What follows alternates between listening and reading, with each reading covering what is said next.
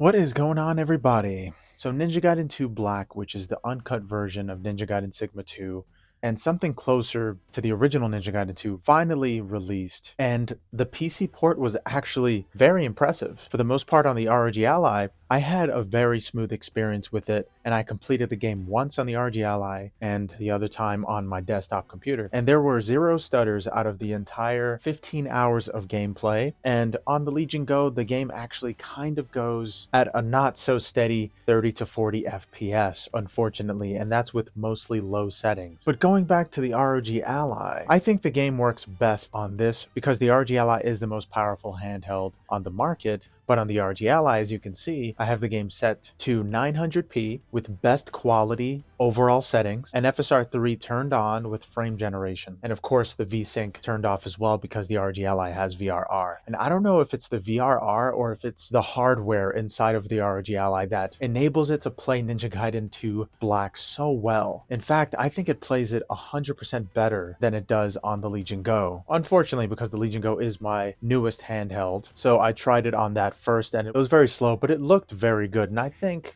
it's because FSR3 has to upscale to 1600p by default. But I put the overall resolution of my Legion Go to 800p, so it didn't really make any sense. But it looked a lot better on the Legion Go, and I think that's most likely because of that higher resolution that it defaults to, especially when you enable an upscaler like FSR3. So unfortunately on the Legion Go, some games are going to automatically try to go to a higher resolution, and for some reason there isn't any kind of base resolution that you can stick it to, like enabling FSR3 and only putting 80% resolution. But instead it tries to go full upscale, which slows down the game, especially on devices like the Legion Go, which have a 1600p screen. But on the ROG Ally, for the most part, Ninja Gaiden 2 Black works very well at its resolution, and it runs at about 50 to 60 FPS most of the time. And I've had an overall positive experience with it, and my overall compatibility grade for Ninja Gaiden 2 Black on the ROG Ally is A+.